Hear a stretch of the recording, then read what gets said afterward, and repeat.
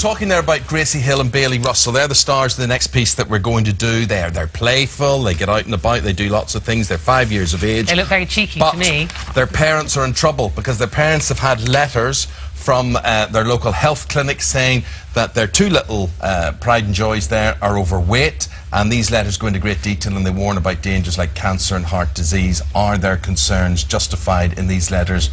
So Gracie and her mum Laura are here. Hello, Laura. Hello. And we've got Bailey and his mum Donna. Bailey, could I see your tummy before we go any further? Let me just see.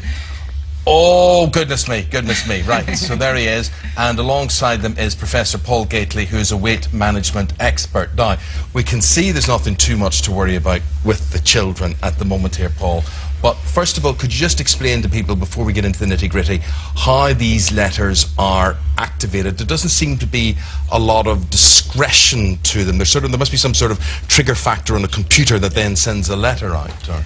Well, there's a national weighing and measuring programme in England, and that means that every year about 1 million children are measured. So you can imagine 1 million children being measured is quite a big deal. Yes. But a lot of work to do. So you're absolutely right. All the information goes into a central computer, and then the letters get posted out to parents in a sort of an automated system. So it doesn't add that degree of personal touch to it. Some areas are doing it differently. Sheffield's doing a very, very positive approach where it connects with families and offers workshops for families that are concerned about the letters that they receive.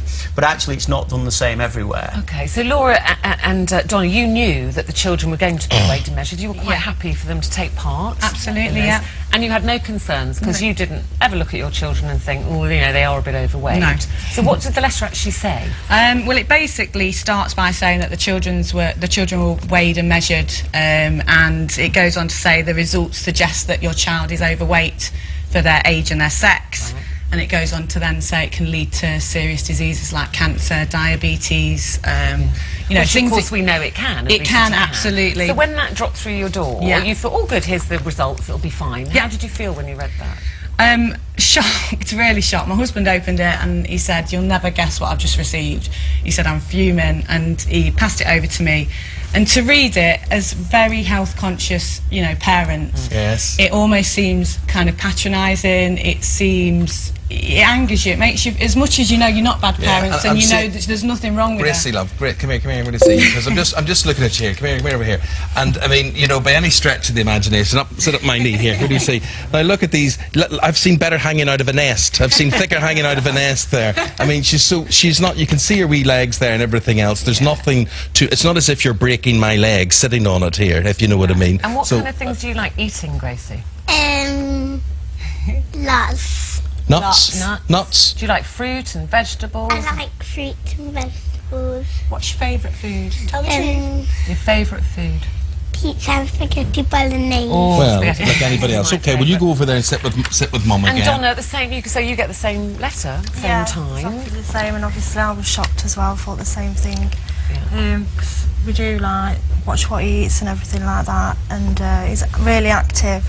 So it's just the line saying it was overweight, kind of like. Does it tell you by how much? Does it go into any detail? Yeah, it gives you the measurements and it tells you what their BMI is, right? Which is what it's measured on. So now, this Paul, is the important. This is the important bit. Are we then missing something? Is it picking up on something that we, with the naked eye, can't see here? It is. What we know from the research evidence is that in parents, 70% of parents would underestimate their overweight child, and 50% of parents would underestimate their obese child.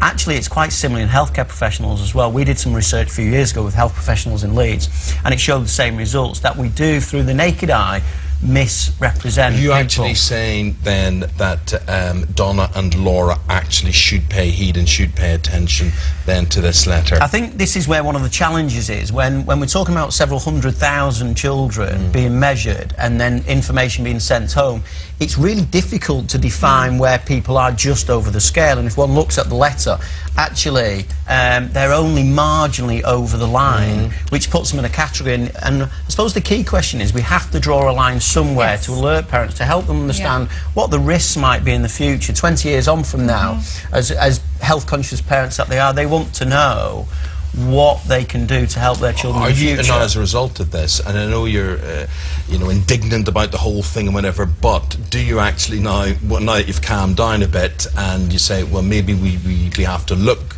at what the children are eating in a different way now, or how they're exercising? Absolutely not. And this is what angered me about it, because I know that Gracie has not got an ounce of fat on her. She eats a really balanced, healthy diet, and as a vigilant parent, I know that some parents might get this drop through the letterbox, have a very healthy child just like Gracie that eats well, and start thinking, right, I need to do something about it, and I need to cut some foods out, which is going to be detrimental for the child. But okay, say you're the exception rather than the rule. Look, say, like, you know, mistakes happen, or as you say, Paul, a line has got to be drawn somewhere.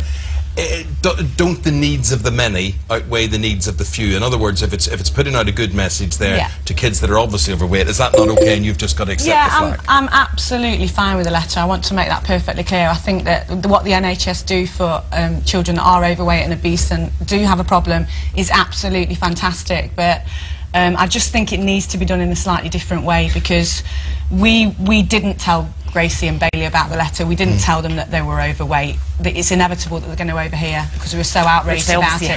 They overheard, and at one point Gracie said, "Mummy, am I fat?" And of course we absolutely told her that no, you're not, and the reason that you've got all this attention at the moment is because you're so fit and healthy, which it is. People are shocked to see a healthy 5-year-old. But do you understand, like Paul was saying, they've got to set a bar? Yeah, it's like driving or something. There's got to be a level where you say that's not overweight and that is. Absolutely, and maybe they need to add into the letter, your child is borderline, so therefore you might not need to do anything about this. They might grow out of it, it might just be a blip.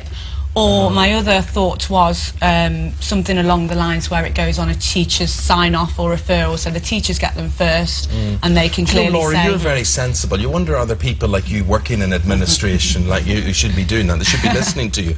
But Lorraine Stewart from Cockfosters, Lorraine asks, she says, is this really anything new? She says, 46 years ago when I was at the beginning of secondary school, I had to have a medical, and we had nurses in those days who come in, they weighed me, they told my mother I had to lose a few pounds. My mother was horrified then and said the nurse didn't know what she was talking about.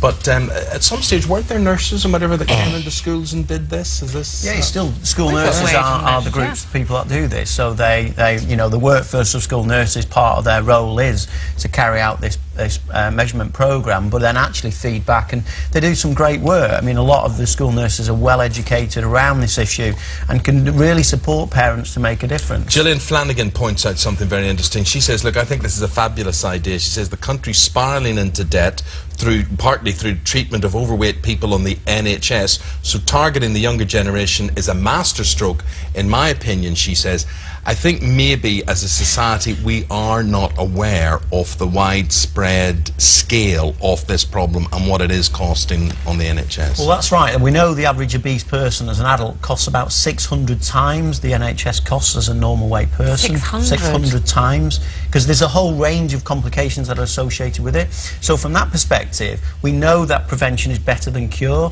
So the earlier we can start to nip this issue in the bud and acknowledge that it is a serious issue, then actually we can make some great steps to address the problem. I think, you know, it's so hard to find that balance, isn't it? It's like you're saying, and you don't want the children to start thinking they need to be dieting. That's what angered me. Brenda in Surrey, she said a few weeks ago my 5-year-old son was also weighed and measured at school. I received a letter saying he's overweight and in that category because he's 1 pound over. But like you said, it doesn't tell you that it's only just that. And lots of people here saying that when they get these letters, they're concerned that the children will then think they have to diet. Now, Paul, summer, we're sitting here in summer. Summer must be a pivotal point for a lot of children who are laying down fat, because, you know, as trends change, summer should be a time they're out and about and they're being active. And could I just ask you, is it more or less dangerous, or does it make no difference at all at what age you lay down weight? I mean, is there a difference in laying down weight at my age or laying down at those children's age? Is it more dangerous for them? The evidence shows that if you lay it down earlier, but you continue to maintain that weight, that's more dangerous, because we know that the the way that the body uses that fat and stores that fat for the future is problematic to health. We know it does contribute to type 2 diabetes and some forms of cancer and heart disease. But more importantly for all the work that I do with children and families is actually the psychological impact that it has on children and young people. You know, we see issues around self-esteem, around depression, and that leads into their social life as well. So there's a whole range of factors that are negative outcomes of this as an issue. Well, listen, Gracie and Bailey, you keep listening to